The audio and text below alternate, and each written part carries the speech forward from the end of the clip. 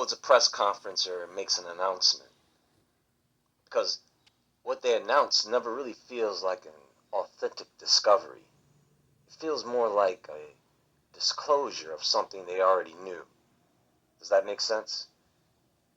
Now, if you haven't heard already, NASA has announced the discovery of water on the sunlit surface of the moon. From what I understand, this was done via teleconference from the Stratospheric Observatory for Infrared Astronomy. NASA to announce new science results about moon. NASA will announce an exciting new discovery about the moon from the Stratospheric Observatory for Infrared Astronomy at a media teleconference at 12 p.m. Monday, October 26. Audio of the teleconference will stream live on the agency's website. This new discovery contributes to NASA's efforts to learn about the moon in support of deep space exploration under NASA's Artemis program. The agency will send the first woman and next man to the lunar surface in 2024 to prepare for our next giant leap, human exploration of Mars as early as the 2030s. Understanding the science of the moon also helps piece together the broader history of the inner solar system. What they discovered is, of course, water molecules on the lunar surface using an advanced in-flight moving observatory called SOFIA, or Stratospheric Observatory for Infrared Astronomy. I hate to always pick on NASA whenever they open their mouths, but there are a few things here that I want to discuss and that you may find interesting as well. The very first thing I notice with this is, and you can all tell me if I did something wrong or overlooked something, but I had a difficult time trying to find this media conference. I mean, their own website takes you around in circles. I was just looking for a simple recording of the live-streamed media conference that you would assume should be in your face the moment you go searching for it on the site. That's why I'm asking, did I miss something? Wasn't that kind of an important conference? Anyway, I gave up and listened to it on someone else's YouTube channel. And see, that is what this is all about. And maybe I'm wrong. Maybe I just didn't see it on their site. But if I'm right, this is definitely the type of thing that causes some people not to trust them. And they wonder why the same people always suspect NASA of suspicious activities.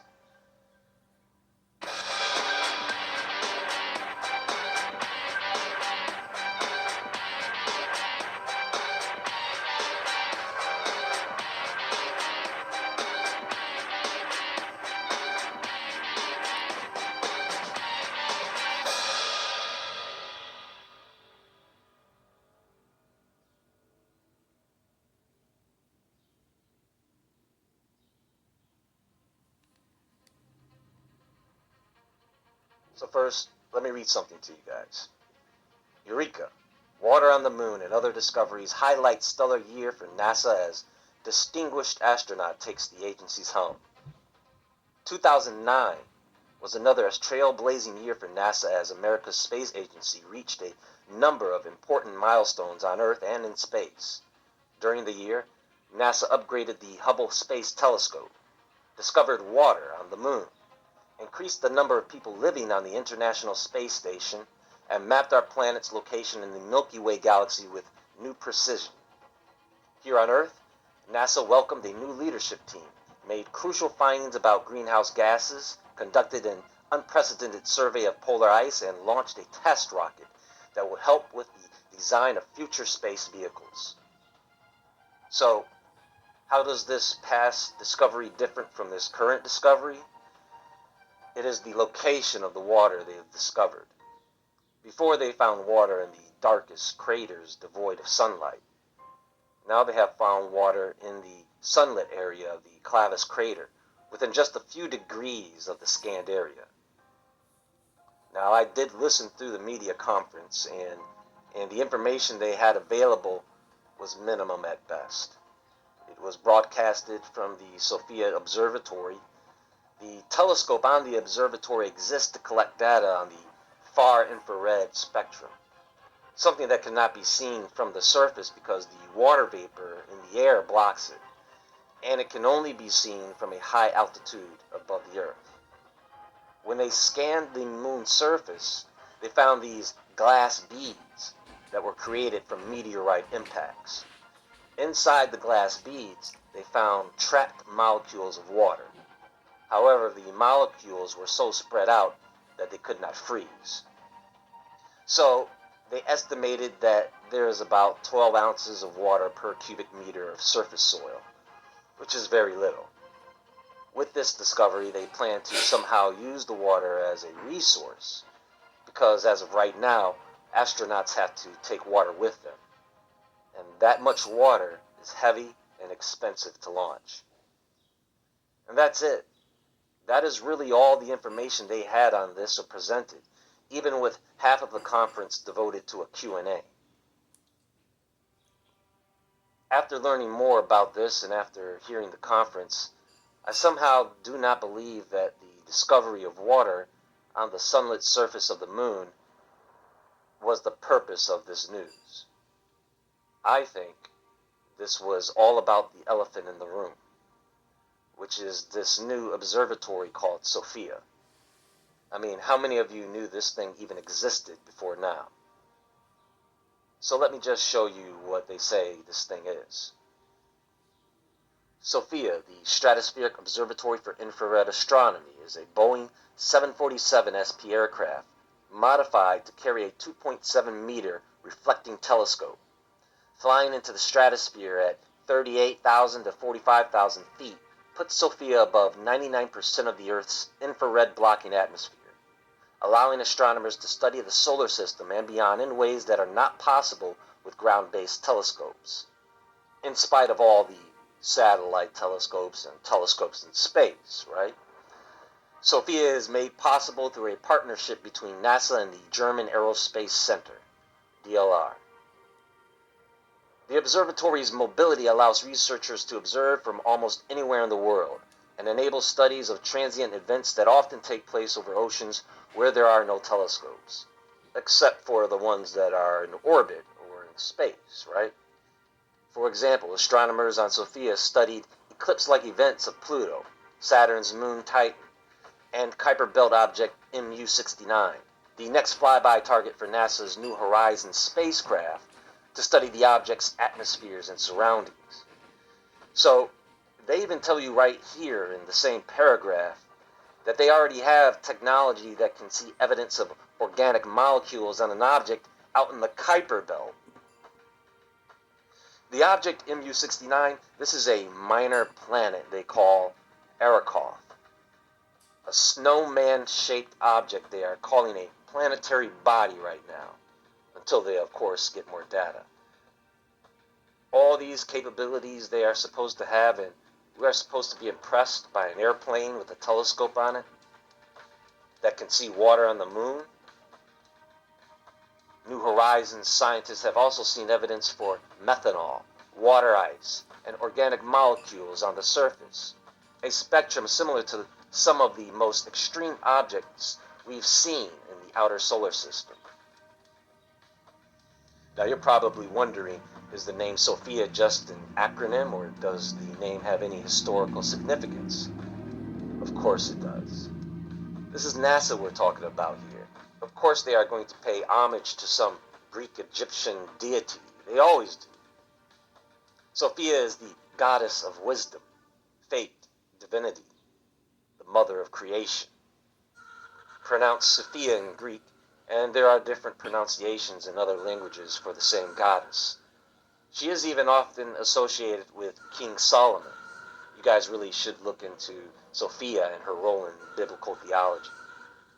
She is crowned by the stars and represented with a dove, a flying bird, right? Since we are talking about a goddess here, let me get into another part of this. Something else that NASA is doing that really makes me wonder, and it has to do with women. This starts with the Artemis program. Now, who is Artemis? Why, she is the twin sister of Apollo, of course.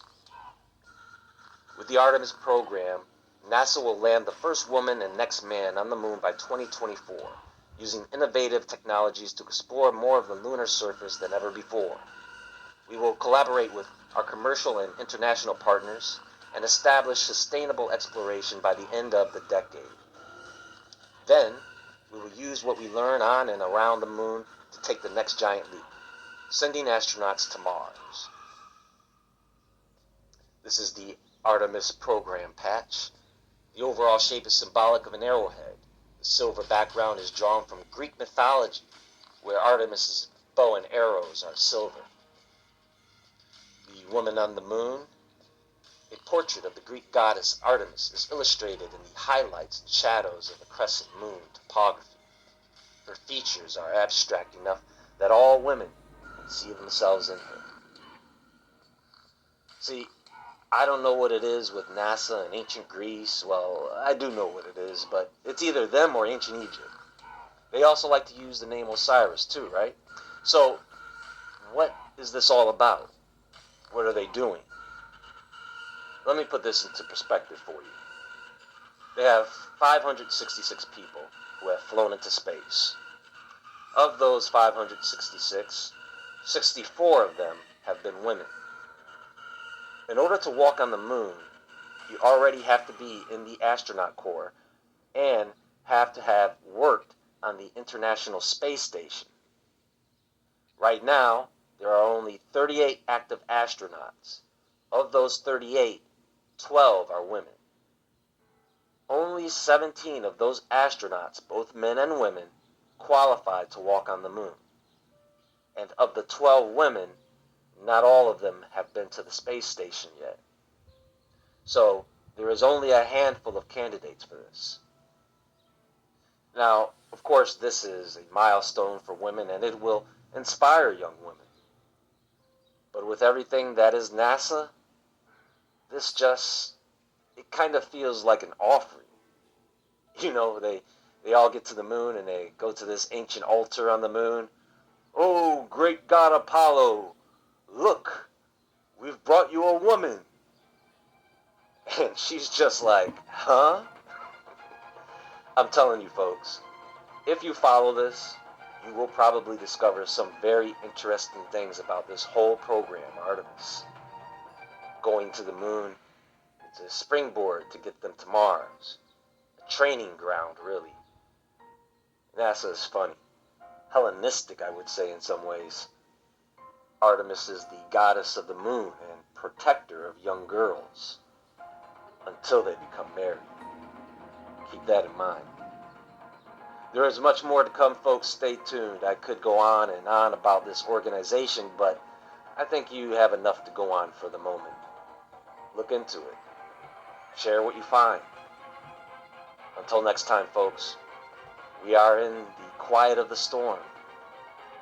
So everyone stay awake, stay aware, stay safe, and I'll talk to you all soon. What's love, Israel?